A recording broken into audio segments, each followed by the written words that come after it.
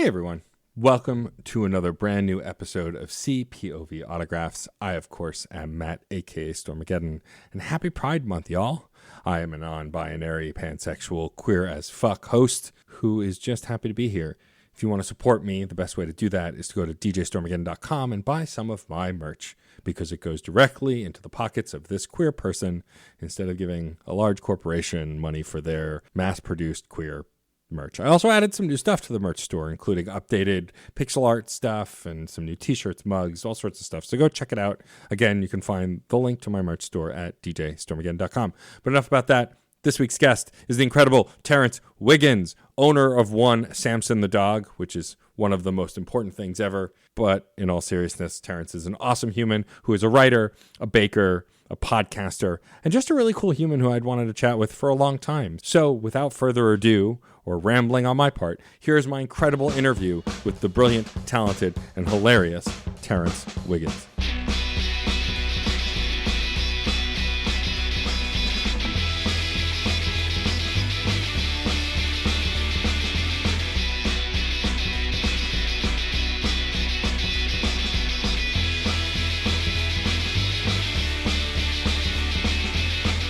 All right. Well, I am super excited. I am with the Elden Lord of Twitter himself, as it says in his Twitter bio, the Elden Lord. It's me. That's you. Terence Wiggins is joining me today. Terence, thank you for being here.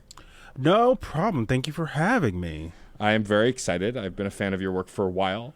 You host the podcast Low Stakes. You're a writer. You're a baker. And most famously, of course, the roommate of one Samson dog.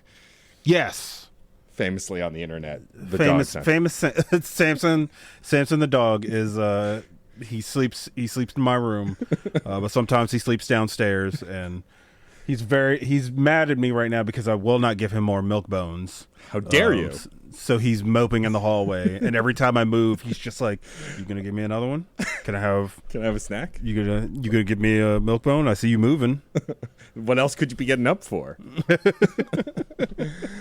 Terence, I'm really excited to have you here. I think the first thing I want to talk about is your show, Low Stakes. It is an incredible chat show where you have guests on and just chat. It's yes. In the title of the show, it's Low Stakes. I loved how your episode with Patrick literally devolved into check out my awesome action figures, which, as you can see, is a thing that I can relate to.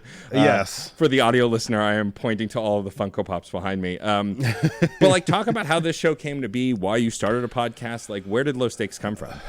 I have been doing podcasts on and off since, good Lord, 2011, I think. And so I wanted to do another one, but I was just like, I don't want to have a a thing. I don't want to put together a thing for people to do. I just want to have people on to have a conversation. And so I was like, it's gonna have the lowest stakes imaginable, and I was just like, Low Stakes. I think somebody else might have even suggested the name, but I can't remember. But it's just like I just like talking, and it's an excuse to talk to some friends sometimes. So yeah, just I'm lazy. I mean, I have 3 other podcasts, and they're all with my closest friends, and that's the most I see them is when we podcast together. Yeah. So I get that. Yeah, you gotta just sometimes that's how it works out. Start an art project with a friend just so you can see him. Exactly. And I love how you're obviously a very natural conversationalist. That's the word. And also very charismatic. And what I also really love is that it often devolves into nonsense. Your episode with Tom Harrison, I don't even know how you got to the third topic in the conversation, but there was you're talking about growing up, and then I think restaurants at one point, and then something else. And I love that. Is that easy for you to just kind of flow through conversations? When I was a teenager, I watched a lot of stand-up comedy, and so I wanted to be a stand-up comedian, and I was also just I want to make people laugh, but I don't want to make it seem like I'm trying to force a laugh out of somebody. Right. So it was just years of practice, I guess. I don't know how to.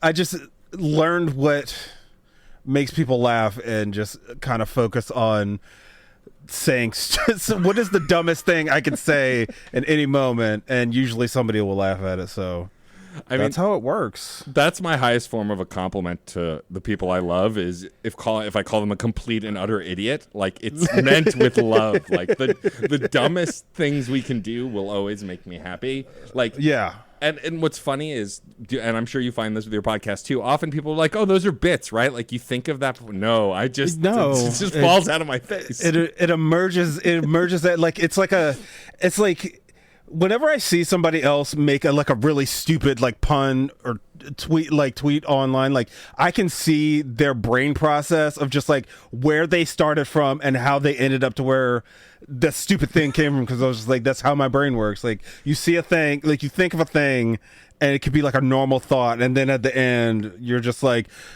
Hall & Oates is fucking music. Like that's what happens. Yeah, and some people have that filter where they don't tweet or say those things. I don't, and I assume you don't either. No, say whatever. I mean, there are jokes that I will workshop, like I'll have like a stupid song stuck, like a parody of a song stuck in my head, sure. And I'll think about that for weeks at a time, and then I'm just like, I got to like something will happen and like the joke will come together, and it's not worth it. It's not worth the time and energy I've put into making this thing. But I'm just like, I just need it out of my brain. And there's nobody in my general vicinity. I'm usually sitting in my room, so it's just like I can't inflict this on them. But you know what? I have 7,000 followers on Twitter, so I'll make it their problem now. Yeah, they can see how stupid I am. Yeah, I mean, I also feel like with Twitter specifically, it's like I'll craft a joke, fine tune it, throw it out, crickets, and then I'll just say the dumbest shit off the top of my dome, and then like dozens of retweets, and it's like, why?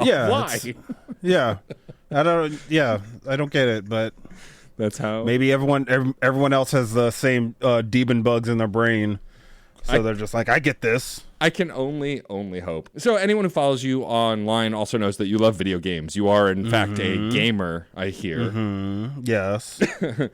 And so I wanted to know how you got involved in writing and reviewing games, and like where your love of video games come from. Have you loved gaming since you were a kid?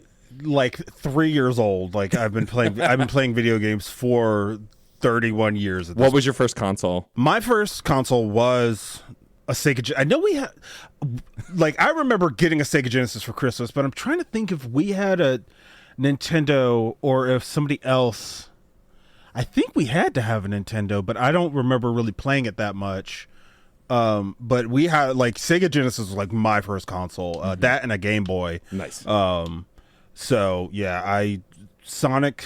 It came with Sonic. My parents got me Sonic 2, and we also got Evander Holyfield's boxing and Desert Strike, I think. Ooh. Something like that. Okay. So those are the 3 video games we had first. So of course we got more later on and went to the rental store and everything. And then for Game Boy, we had Tetris, which as a child, I could not parse what you were supposed to do in Tetris. I just knew like once you got to the top, it was game over, and I was just like, I didn't have instructions with it, so it just started up the game, and the music players, like, you could choose track A or track B, and then you died, or you get to the top and it just ends, and it was just like, that was fun.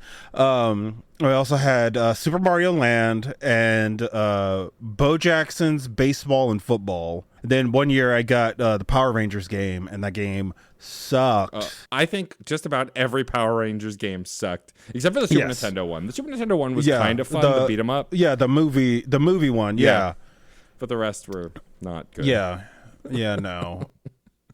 Yeah, I think that was those were like my first video games. Then we got like my brother got a Sega Saturn eventually. We had a PC that I played some games on. I was not a big, like, my brain was just like, you don't play a lot of video games on a computer. Like, That's not what a computer's for. Yeah, I was just like, I didn't like we had games. Like my dad's friend like worked at a computer company and like built us a computer, and like we had Quake and Monster Truck Madness and other stuff. And like I understood the concept of playing games on a computer, but like to actually go to a store and like get it, because I bought like X-Wing vs. TIE Fighter and it came on floppy disks, and I was just like, how do I want get like I understood CDs, like you put the CD in it and it works. It's just like floppy disk. I was just like, you save information on these. How I want to put game from here to there. And like with cartridge, like I grew up with cartridges, like just put the cartridge in there, turns on, Plug like that's it. Yeah. And then computers are just like, you gotta extract all the data, put it on your computer. It's gonna take a while. I'm just like, I'm 6. Like I don't know what this is. And as far as writing, just I had friends who were doing it, and like I'd asked them. Like I just asked on Twitter one day, and I had a friend retweet it, and then I got like the first website I wrote for was Arcade Sushi, which is no longer around. And the first game I reviewed was Enter the Gungeon, and then it's just kind of snowballed from there. I wrote for Paste, wrote for Fanbyte, IGN, Dorkly when that was around. But yeah, it's just kind of trickled in here and there, and it's weird because especially like when it's a game that I don't like, I can just like I can get through it and be done. But if it's a game that I'm enjoying, I want to savor it, but I can't because you have like 3 days to finish a game for a review. Right. So it's just like packing in as much game as possible. It's a very weird way to play a video game. Because then after that, you have to write the review, send your review off to somebody, get edits back, and it's just it's a very weird way to play video games. Yeah, I've found as I've gotten older, playing games for projects or for so I have a gaming podcast and we'll often play games for interviews, but a lot of them have been indie games, and so usually the creators won't expect us to beat them before we talk to them, just have an idea. Right. But there have been times where I'll get a 3-week lead time, rarely, but every once in a while on a game before an interview, and I'm like, I have 3 weeks. I should really beat this game so I can talk about the whole game. Right. And then it's like you rush to get it done, and then you're done, and you're like, you have another week left, and you're like, am I going to remember this game by the time I get there? You get to the interview, and you're just like, your game had the sword in it? It was the one with the magic stuff. The guy was there. I remember him. Tell me more about the guy. The guy. While they start talking, you're just like, I don't remember anything. What was the name of the game? I mean, I'm very good at pulling up wikis and you know, not lying my way through it. Everything I do is completely honest and from the heart. And no one's mistakes. No one's ever bullshitted their way through anything ever. Never. Yeah. But it's strange, right? Like you grow up playing video games, and then it kind of becomes part of work for you, and you have to make that transition. Do you make a delineation between this game is only for fun, I won't review this, and games that I want to review, or is it just kind of whatever comes up? Yeah, I mean, with reviews, it's just I'll get contacted by an editor, be like, hey, do you want to review this? Yeah. And I'm like, sure. But I used to stream, which I would like to get back into, but there's just games I feel like that's more of a delineation of just I don't want to play this game in front of people. I want to enjoy this without some asshole being like, you did that game wrong, and I'm just gonna be like, you fucking suck my dick. I don't have patience for people. I don't understand. Anymore. Are you saying people are terrible on the internet? I don't understand. That seems so strange. Yeah, it's just do I want to stream this game in front of people or do I not? It's just what do I want to relax with and what do I want to be engaged about? Yeah. Because there's games that I deeply love, but I'm just it's just I don't want to talk to anybody about it. This is I'm allowed to have feelings to myself, which I think a lot of people should learn. Yeah, agreed. You can not you don't have to have a loud opinion about it. You could just be talk to your friends about it or I literally had to find a private channel somewhere to talk about Star Wars because I couldn't deal with the garbage on the internet. Doctor Who also. I love Doctor Who. I still love Doctor Who. People want to be loud and shitty about that stuff, and it's can you just not? Yeah, I watched 6 seasons of Doctor Who or something like that. Yeah. And like I enjoyed the show, but I was just like, man, people on the internet need to take a break. Like it's not my favorite or anything, but I was just like, that was fine. Some people are just like, it's the best thing that ever exists, or it's the worst thing, and I'm just like, you could just things can just be okay. It's allowed. you could just have a normal opinion about it. I literally legitimately like can't put more space in my head for Marvel movies. Like even though like I enjoyed that, like when I watch them, I'm just like, this is a fun movie, and then like I get online and I'm just like, if one more fucking person says anything about a Marvel superhero movie, I'm gonna kill everybody. Like it just like my brain is just like rejecting like anything. Like people talk about the new Miss Marvel show, and I'm just like, no, like it's a lot of fun. I was like, you cannot pay me to watch it. Like I don't care how good it is. Like I can't physically force that into my brain. I feel like there's such a saturation of media now that it's like you really have to pick and choose. Like I'm someone who used to keep up with all the DC TV shows, like all the the CW stuff, and then after like they started the 4th or 5th show, I was like, I can't anymore. I don't have it in me. I just especially with all the crossover stories and like weekly shows connecting. I'm like, this is too much, y'all. I just wanted to watch the Flash beat someone up really fast. I don't want to. Right. That's the thing I liked about like the early 2000s and the late 90s WB cartoons was just like Batman and Superman. There was like some episodes where they cross over, but for most part you could just watch either Batman or Superman, or like Justice League Unlimited. Like they had contained stories, but like every superhero thing now is just like it's got to be one long story.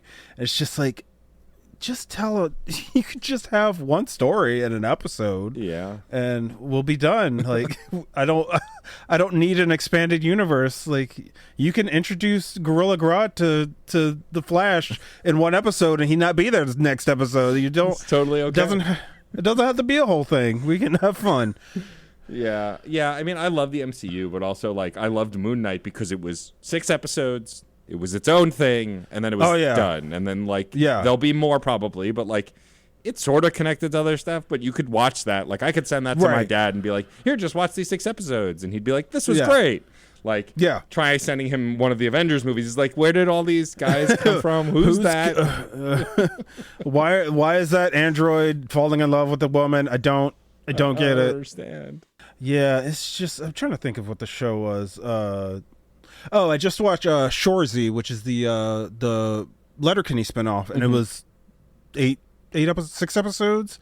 It's like just watched it in like 2 days, and like it was perfect. Like 6 episodes in and out, like don't have to think about anything else. Just 22-minute episodes, perfect. Like I like when things are big and connect. I'm wearing a fucking Kingdom Hearts shirt right now. Of course, yeah.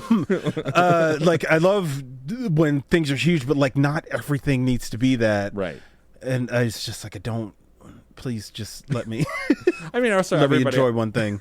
Everyone's also going to find the thing that they're passionate enough about to lean into that, right? Like, I unabashedly love the 2 Sonic movies. I'm ready for a Sonic universe. Give it all to me. Like, I don't care. Right. Because I'm a Sonic super fan. But, like, on the other hand, like, you know, I can't keep track of every Call of Duty, Medal of Honor, whatever war shooty game is out this week. Right. My brain, like you said, my brain only has so much space. I have to choose what to put into it.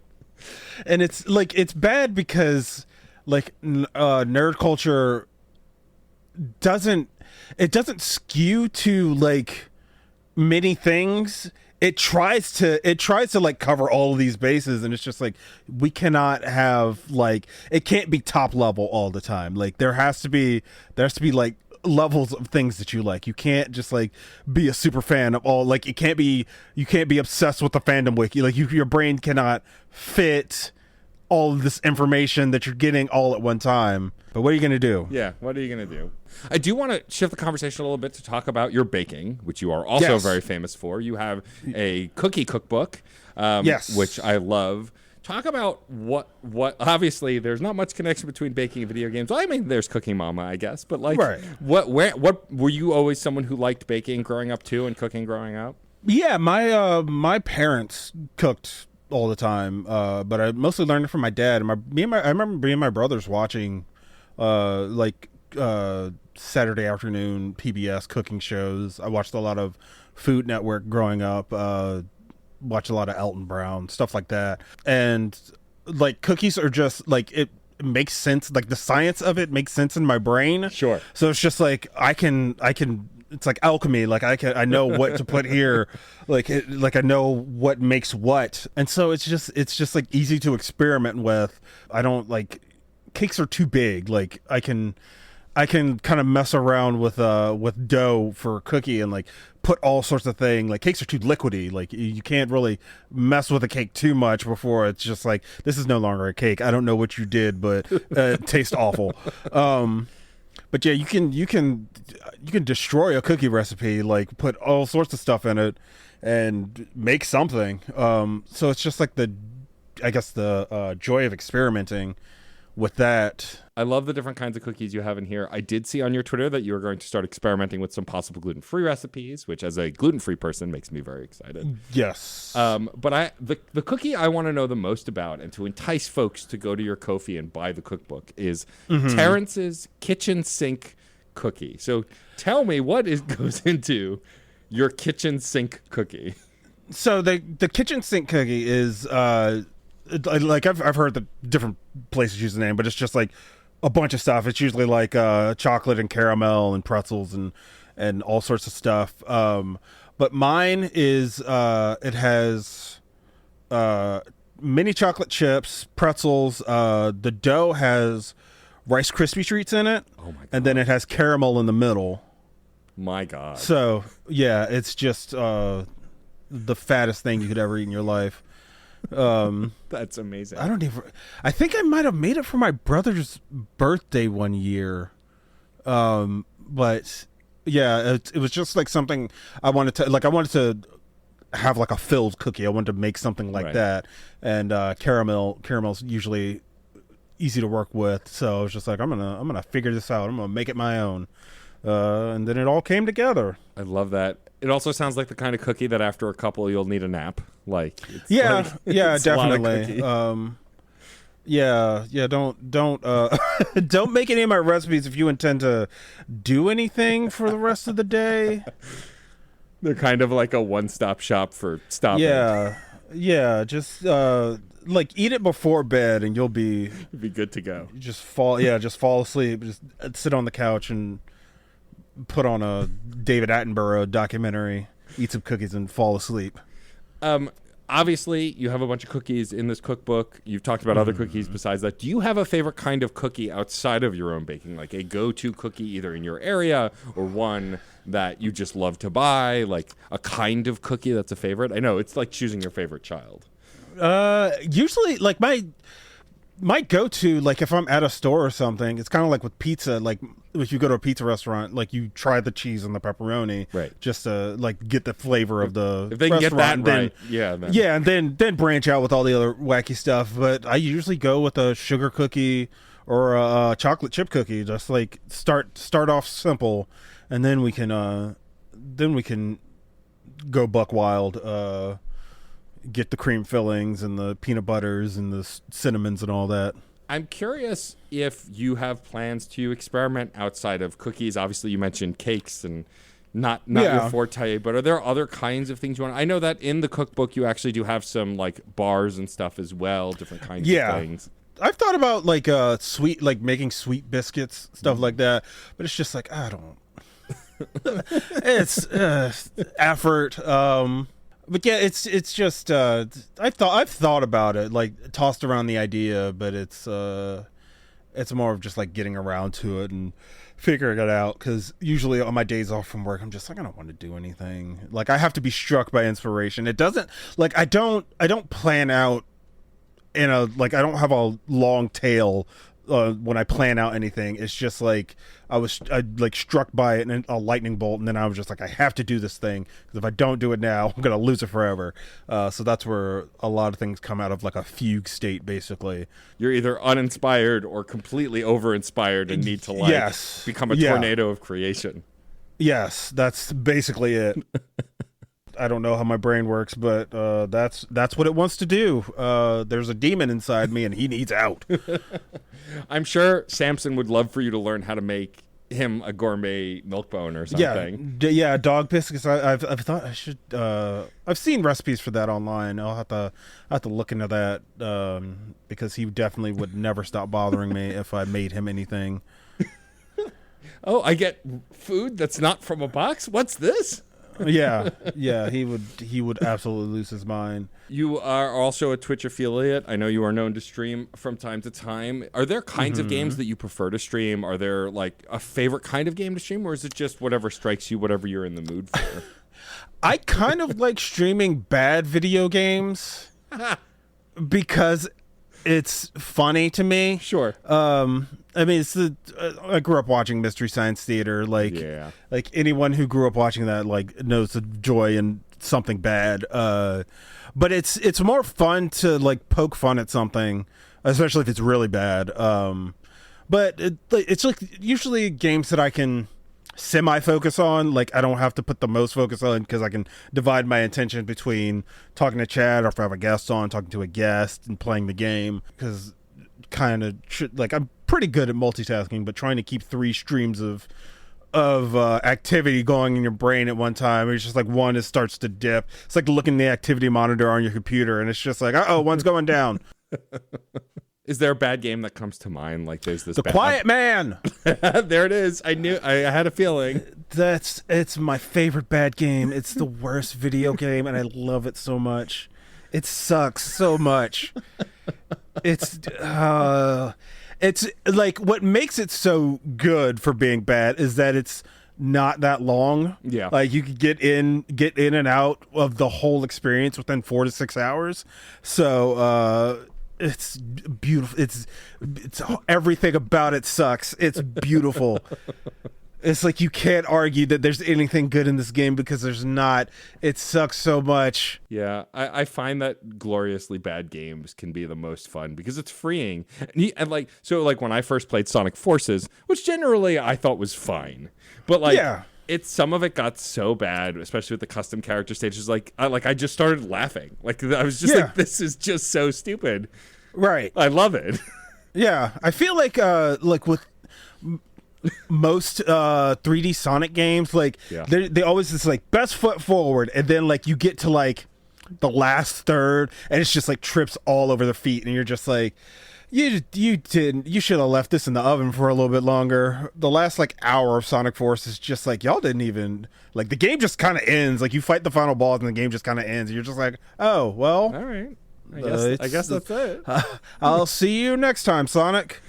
Yeah. Every time my custom character walked into a cutscene, I just giggled. I was like, I don't belong here. I look like a mistake. Like, it's just, why is this? Yeah. It feels like, I thought the custom character stuff was pretty neat. Yes. But it felt like a different game. Like, like when you played a Sonic or whoever, like it was just like, oh, this is a Sonic game. Then you bring your custom character and you're like, you made a different game. Like, just make a different game. Like you can make like a Freedom Fighters Sonic game and just have these characters, but this is not Sonic anymore. Yeah. It's interesting when they try and make shifts. Like I enjoyed Sonic Colors. I never played it on the Wii, but I got Ultimate. It had its issues, but like when it was good, it was really good. When it was bad, boy, was it awful, the side-scrolling stages. But like I liked how tongue-in-cheek the story was, but like that last like 1 or 2 stages of the game, they want you to do shit that this game doesn't want you to do. Like the controls just don't work. Yeah, it's like that with Sonic Generations, like the Supersonic boss fight at the end. I was just like, I have no idea what you want me to be doing in this fight. Like, you have an excellent game with an awful boss fight. What are you doing? Right. Yeah, it's like people say like Sonic's had a bad run, and he's like, the games are, I would say they're mediocre to bad, most of them. Right. Like I would say most of them, for a good percentage of them, they're playable. Sure. But like those Wii Sonic games are like, you couldn't. I remember my friend had graduated high school and he had got a Wii, and his parents got Sonic and the Secret Rings, and like you have to hold. If nobody's ever played this, you should don't try to play it. You have to hold the Wiimote sideways, and you have to jump by like lifting the controller. I'm just like, who thought this was a good idea? There are buttons on this thing. What are we doing? It's like, you don't need that many buttons for a Sonic game, but they were just like, no buttons. This is a Wii exclusive, and you're just like, you didn't have to do this. It's fine. Yeah. I just wanted to run forward, but I guess not. Yeah, the Sonic Storybook collection, which was a whole 2 games, was like such a. Like, I thought the idea was kind of neat, but like once you get in and play it, and you're like, oh, this is an auto runner that's bad. Yeah, got it. Like an auto runner that you also still kind of have to control. Like, it doesn't make a lick of sense from a design standpoint. And what's even worse is that they pulled people off of making Sonic 06 to make those games, and nothing turned out good. No, like Sonic 06. Oh Lord, I still have never really played that game. I played like the opening stage and like I just that's the first. That was back in still the lingering days of like Blockbuster and rentals and stuff. And I remember like, that's one of the few games in that generation that was like, can we bring this right back? Like I want to try something else instead. And I'm a diehard Sonic fan. You're talking to the biggest Knuckles fan on the planet, but I have acknowledged that from Sonic Adventure 2 on, it's been a rocky road, a pretty rocky road. I can't move my camera too much right now, but let's see. Can I get? Nope, my monitor's in the way. I have the Sonic, Tails, and Knuckles cable guys that hold your controllers. Oh, I have the Sonic one of those. I don't have the other two. That's awesome. Yeah, and then I have a whole shelf of Sonic toys over in the corner. I think I just broke the thing on my camera. It doesn't matter. It's just breaking things for content. I'm breaking things for Sonic. It's just like the little tab that's supposed to like hide your camera so hackers don't see you. But I'm just like, nobody's fucking hacking into my camera to see me. Why am I trying to put this on? I'm doing a show. It's for the content and the comedy. I get it. It's for the content. I don't act like this in normal everyday life. I'm much more calm, but when you do a show, the demon takes over and he's just like, we're going to make a joke. Everything's a bit. I have to assume that Kingdom Hearts is one of your favorite franchises, being that you're wearing a t-shirt of it. What do you like? Because I am also a big Kingdom Hearts fan. I haven't played every single game in the series. I've played most of them, but I've, of course, played the trilogy and some of the smaller games. I've seen the trailer of the new game. I'm sure you have too. I have no idea what I want from that thing. Do you know what you want from the next Kingdom Hearts? Because, like, I thought 3 was okay. It wasn't the best game in the series, but I thought it was okay. I love Kingdom Hearts 3. I've beaten it 3 times because I have brain poison. But I don't... more Kingdom Hearts, basically. Like I'm just along for the ride. Like I want to see what like, because I've played all of the games multiple times. Because once again, we're gonna loop back to brain poison. So like I want to see where they continue after 3. But I just want more Kingdom Hearts. Yeah, I mean it's funny trying to explain why you want more to someone who's not a fan of Kingdom Hearts. It's like you can't. There's no language to explain. Yeah.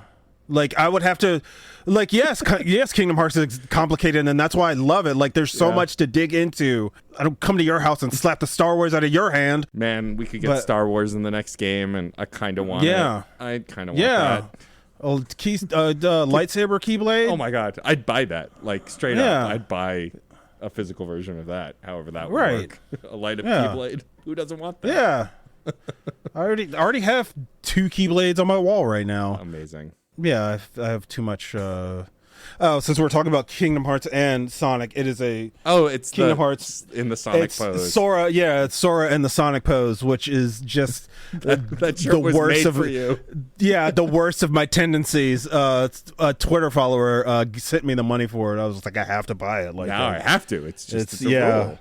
It is my destiny to own this shirt. Destiny Islands, Kingdom Hearts, everything. It's connected. Everything. It comes back. Amazing. I promise everyone that I do not talk like a psychopath in everyday life or on my podcast sometimes. Depends on what time of day it is. But I've been awake since 6:15 this morning. So Wow. All right. Well, this is what you get. Look, this is blame Matt for. it's my fault. Yeah, he brought me on the show. I did. To share you with the broader world that may not know you, because you're worth knowing and you're awesome. All right. Compliments. Compliments. How dare you? I'm curious if there are any games that you are really looking forward to this year or in the early next year area. You know, is there stuff that you're like really hyped for, or are you just exhausted like I am? Yes. Like, I just don't know what, I don't know what's coming out within like I know that new Mario soccer game comes out tomorrow. But like beyond that, I don't know. Like Call of Duty's coming out, Sonic Frontiers, like tentatively excited for both of those. But like I don't know like dates or anything because there's so many games came out at the beginning of the year where I'm just like I haven't finished everything. So I'm just like, I will not look at a new release schedule. Like, I can't do that to myself because I'd just be thinking of, like, I have my PS5 on right now because I downloaded the Saints Row demo thing that came out today. And I'm just like, I want to make a character in that. Right. But I'm also looking, I was like, I have Ghostwire Tokyo and I have like 3 other games that I'm looking at, like, you haven't finished these. And I'm just like, don't taunt me, PS5. Yeah, that's me and my Switch. Like at the end of last year, I bought Shin Megami Tensei 5 and Triangle Strategy, and yet I'm playing Boyfriend Dungeon for the 3rd time. And the rest of my games are like, Matt, what about us? Why are you playing that game again? And it's like, I'm sorry. Like, I gave you the money. Stop talking to me. My Switch looks like my Steam list now. Like I have so many games, and my PS5 is getting that way too. I bought the Danganronpa collection, and then I bought, but instead I replayed Jedi Fallen Order the other day because I'm so excited for the new game. Because why would I play the new games or the games I haven't played when I can play an old game? Yeah, you just play the thing that you know. You can turn off your brain, play that thing, not think critically, and just drool out of your mouth for 16 hours. Yeah, my Steam I have. Hold on, see how many games I have in my Steam library. I love this game. This is a fun game. It's an embarrassing amount. I'll let you know that. Oh, I can only imagine. I have 1,624 games in my Steam library. Wow, that puts my paltry 303 games to shame. Yeah, it's embarrassing. But Humble Bundle and Steam sales will be the death of you one day. Oh, absolutely. I mean, they already are. Like, I definitely have, because I have this many games, because I was like, oh, a bundle of 10 games for $5? Yeah. How can I not buy that? Yeah, it's just like, oh, this bundle has one game that I want, and it's cheaper than buying it by itself, and so I can have all these games, and then you're just like, I'm not going to play these fucking games. I have so many games I've never touched on my Steam list. And also, like you, as a person who does a podcast and reviews games sometimes, like, I have a ton of games that were given to me so I could talk to someone about them, and then if that interview doesn't happen, or they send a code anyway, like, here, check this out. It's like, all right, now I have it. I guess I'll play it eventually. Yeah. Yeah, and sometimes you just like want to have your hands on, like, not even beat it, just have it. Like, you just want to have your hands on it just once to be like, well, that was disappointing, and then you just go about your day. And sometimes it's good, but then you're just like, I don't want to play this game. It just happens. A fun game to play also is to sort your game library by hours played. Yeah. Like, my number one is Divinity Original Sin 2. Not because I've played the game to completion so many times, but because I've started literally 10 different campaigns and never finished any of them. Yeah. Mm-hmm. That sounds about right. Let me see what my number one game is. Let's see. How do I sort it? Steam, all games. All games. Playtime, load now. Mine is The Binding of Isaac Rebirth. Oh, all right. 258 hours. Wow. Impressive. Divinity Original Sin 2 is on here. It is number 7 with 126 hours. My number 2 game is Elden Ring with 99 hours because I took that shit slow and died a lot. I will not tell you how many hours I have in Elden Ring. You cannot make me tell you. It's fine. I won't. Look, all I know is you don't get to be the Elden Lord of Twitter without putting some time into Elden Ring. Yes. There's games on here that's 49 hours in, but I think it's because I accidentally left it open. Yeah. Because I was just like, I know I touched that game for like 10 minutes. And then forgot about it for 3 days. Yeah, I had, because I'm just like, there's no way that I played this game that long. Oh, man. Yeah, I often feel overwhelmed and then can only see like what's 3 feet in front of me. Like next week, I know the new Ninja Turtles game, Shredder's Revenge, comes out. Yes. Which I had the pleasure of playing at PAX East and interviewing the dev team. And like that game I'm excited for. Like that's... Yeah. My co-host put it, that's how you remember Turtles in Time being. Yeah. Like, yes, it's the memory made real. Turtles in Time still plays well enough, but like that's like that game. It is not. Really. Yeah, when you I had the Hyperstone Heist on Genesis, which is just Turtles in Time with a different skin. Yeah. And like going back to play that, I was just like, this is not like not what I remember. Like those, like a lot of the old school beat 'em ups, like the Simpsons game, like it's rough. Like you remember putting quarters into that game and having a fun time with it, but that is not like. Also, those games like with Infinity Lives are like an hour long. Like instead of having to do quarters, like you can burn through that by just pumping lives in like an hour and a half. Yeah, enemies will just break through your guard. Like you'll just like a combo is just, it doesn't even matter. Like enemies will just bust right through. So like a lot of modern beat 'em ups like Streets of Rage 4, and I'm guessing with Tribute Games is making the new Teenage Mutant Ninja Turtles, and they make phenomenal games. Every game I've played by them is real good. But yeah, they have learned from the past to just like, this is how you remember it being. Do not go back. Don't look back there, because it's not going to be that same thing. I mean, we've had a wealth of really great beat 'em ups over the years recently, like Scott Pilgrim and the River City Girls games, and the re-releases of the River City games as well. Double Dragon Neon is one of my favorites. Like I'm excited for Turtles because I love beat 'em ups and I love the 80s/90s Turtles cartoon, and since it's like that together, like I just have no, like I laughed when I demoed it because they have a stage called New York 3 p.m. Yeah, and it's because it's a spoof on New York 3 a.m. from the old New game. York 3 a.m. Yeah, and like my I have a co-host on my Mass Effect podcast, and they aren't really into Ninja Turtles, and they looked at me like I had 10 heads. Like, why are you laughing? What's funny about that? Meanwhile, me and Jeff were like, hee, that's a reference. Like, oh, you were just talking about Mass Effect.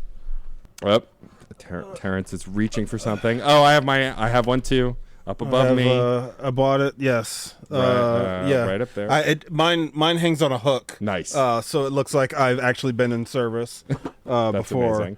But I love Mass Effect. I'll have to send you a link to the podcast. It's called Reignite. We played through the original trilogy as if we were Shepard and discussed our decisions, like what we would choose and the decisions we would make, which was a lot of fun.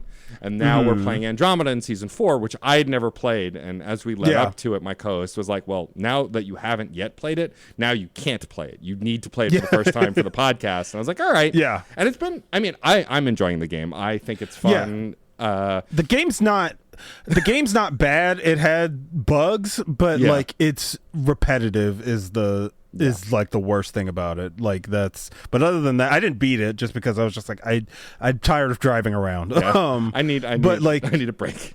It was just like driving around barren places, and I was just like, this sure is a snow level. But yeah, I bought the Legendary Edition. Same. Played the crap out of that. Yep. It was on, like, I got it on Xbox originally, and then like Amazon one day had it for like $10 on PC, and so I was just like, I'm gonna get that on PC too. Terrence, I think we're gonna be friends forever because I got it on PS4, and then like the same thing, Steam put it on sale for $10, and I picked it up, and I have a Steam Deck, and the game I play the most on my Steam Deck is literally just Mass Effect again, the Legendary Edition, because why not, right? Yeah, it's good. It's good time. Do not ask me about the ending of Mass Effect 3 because we'll be here forever. Forever. We'll have to bring you on the pod at some point. I have opinions, and it. I will say that Mass Effect 3 is an amazing game until the last 5 minutes. Which is fine. That's better than most people say. Most people just say they hate the whole thing. No, I like going back to play it. Like, I remember liking it, but like going back to play it, I appreciated it more. Sure. But then getting to the end, I was just like, this fucking ending. Like it's so deflating because it's just like you got to the touchdown, like it was like you got to the touchdown, didn't like trip into the touchdown. It's like they fell backwards, and I was just like, you almost had it. Close. I hate this child.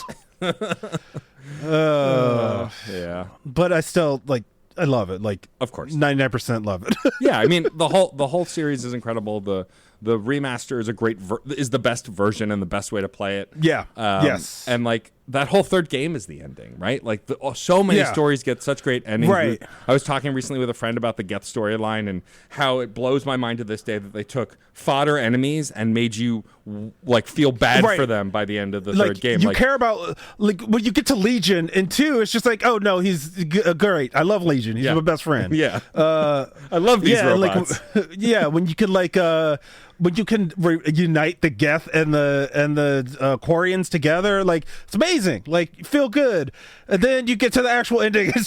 I'm sorry, I won't talk about it. God, it just it made me so mad playing it again because like I noticed even more things that just because there's so many decisions that. Like playing it through all because I played it when they originally came out, right? Of course, the Legendary, and like you play it all through that way, and like you see all your decisions carry over, and then you get to the field goal, and none of that matters. Nope. Like none of your decisions matter. Nope. And it's just like, oh, and like. People don't understand, like, who didn't play it, like, when you first got the game, like, they didn't have any of the extra stuff of, like, this is what happened to the characters. Yeah.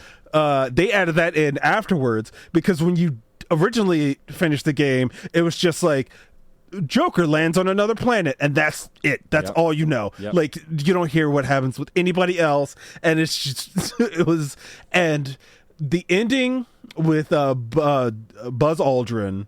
reading about the shepherd, like first of all calling shepherd the shepherd, fucking stupid. But I tweeted about this, but if you look, it's supposed to be like a guy and his grandson, but if you look, it's clearly the shepherd in his like dress blues outfit and a shrunken down shepherd in his like casual outfit. Like it's two shepherds standing side by side, but one is like tiny, and I was just like, that I'm done. I can't.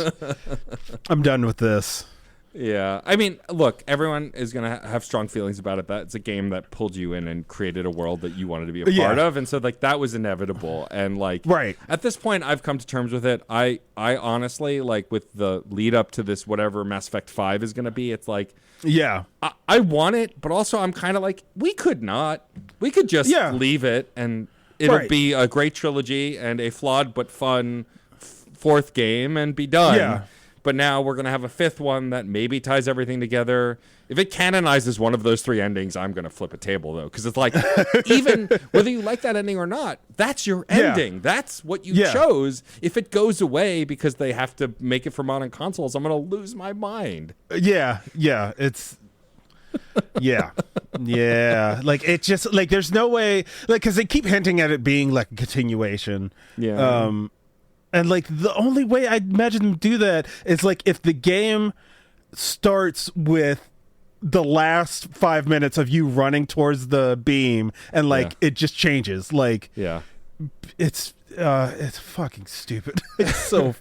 It's like I have so stupid. little faith in that game and the new Dragon Age Dreadwolf, which was recently announced. I love the Dragon Age series also, but, like, I just don't, like, after... like, I just don't know. I just have no faith in either of these teams to do a good job. I don't know how else to put it, and it's a bummer because I love BioWare, but like, you know, we get the the anthems of the world, and it's like it's hard to kind of have faith. I'm just gonna look forward to the Knights of the Old Republic remake, and like I'm playing the original one right now because I never played it, and like, oh yeah, I played it on Xbox originally. Which I didn't like. It was a lot more action oriented than I remembered, than I didn't remember. Then I like played it years later. I was like, this is a strategy. Like, it's like a strategy game, not an action game. Like my brain made it out to be. But yeah, Knights of the Old Republic was like, I didn't grow up on Star Wars, so Knights of the Old Republic was like the first Star Wars. I was like, oh shit, Star Wars, like I get it.